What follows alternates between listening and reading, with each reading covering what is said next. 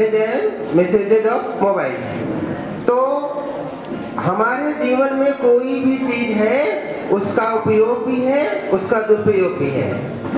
अगर हम किसी भी चीज के लिए निकलते बाहर तो हमको उसके उपयोग को जानना चाहिए और उसके दुरुपयोग को जानना चाहिए। जैसे मोबाइल हमारी सहायता करता है हमको हर चीज की जानकारी देने में, पढ़ने में, और हमको डिजिटल इंडिया के रास्ते में भारत के विकास में सहयोग करता है। लेकिन दुरुपयोग किस बात का है कि हमने अपनों को खो दिया उसी मोबाइल के चक्कर में, क्योंकि मोबाइल में हम लगे रहते हैं। वो नॉन लिविंग थिंग्स है, हमारे अपने जो परिचित होते हैं वो हमसे दूर हो जाते हैं, और हम अपने माता पिता से भी मोबाइल से बात करते हैं तो माता पिता से मिलने की इच्छा भी नहीं होती क्योंकि मोबाइल से बात हो गई। तो ये बहुत दुर्भाग्य की बात है कि ये मोबाइल हमको अपनों से दूर कर रहा है, और सौभाग्य की बात है वो हमको डिजिटल बना रहा है और हमको हर चीजों को आवश्यकता के अनुसार दे रहा है। लेकिन हमें ये देना चाहिए, देखना चाहिए कि अगर हमको मोबाइल उपयोग में लाना है तो कितने समय के लिए लाना है, कितनी देर के लिए लाना है और किस चीज के लिए ले आना है, उसको पहले अपने आप कॉन्फिडेंट बना करके रखें। हमको केवल इतनी देर मोबाइल देखना है। और माता पिता को भी अपने बच्चों को मोबाइल देने के पहले ये निर्धारित करना चाहिए कि कितनी देर के लिए वो बच्चा मोबाइल ले रहा है और उसमें क्या क्या चीजें वो देख रहा है। क्यों?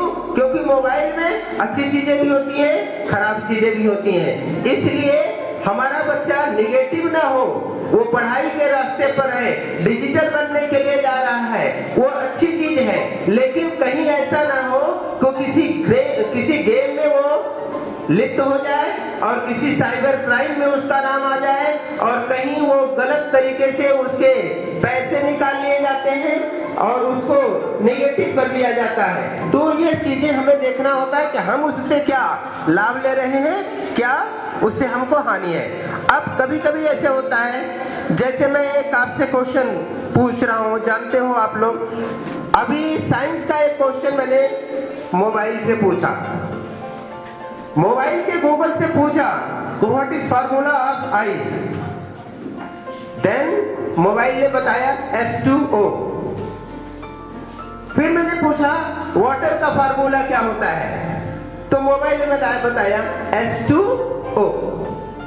तो दोनों चीज उसने हमको बताया H2O। हमारे शिक्षक ने भी हमको ये नहीं बताया कि आइस का फार्मूला क्या होता है। आइस का फार्मूला होता है H2O का सॉलिड फॉर्म।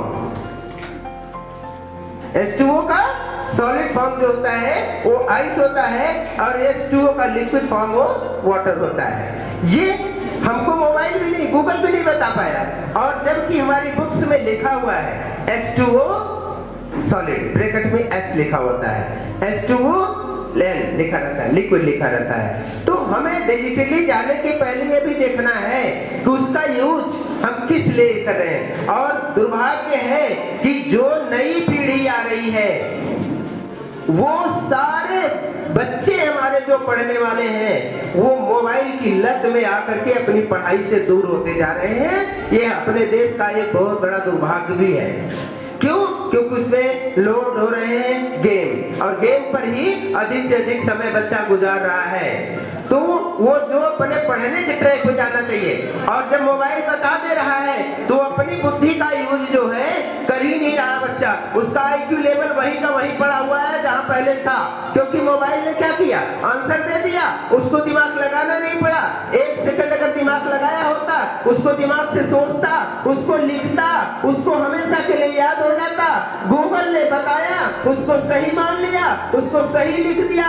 अब उसका आंसर सही बताया गूगल ने कि गलत बताया, क्योंकि बच्चे ने अपने माइंड का प्रयोग ही नहीं किया, और उसके बाद गूगल ने जो बता दिया उसको सच मान लिया। तो अपने स्कूल में आने के बाद अपने टीचर से कहता है आप नहीं जानते हैं, यही गूगल ने बताया है। तो शिक्षक जो है, जो किताबें पढ़ करके शिक्षक बना है, वो आपको हर चीज बताने के लिए है।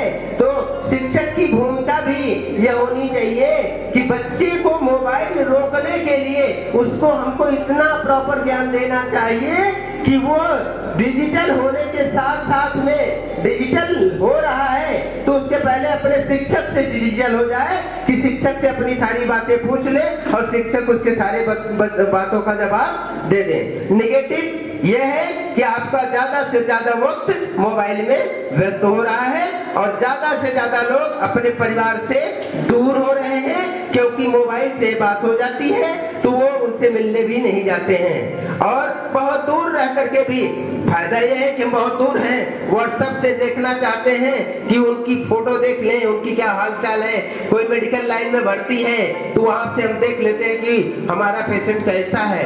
ये बहुत अच्छी चीज है, लेकिन हम देख लेते हैं तो हॉस्पिटल ले जाते हैं उस मरीज को देखने के लिए, क्योंकि मैंने उसको मोबाइल पर देख लिया। तो भाव हमारे अंदर जो है वो धीरे धीरे क्या हो रहे हैं, लोगों के प्रति खत्म हो रहे हैं। है ठीक है, आप यूज करो उतना मोबाइल का जिससे आपको लाभ हो, और जहां आपको समझ में आ जाए कि इससे हानि होने वाली है, मोबाइल को दूर कर दो।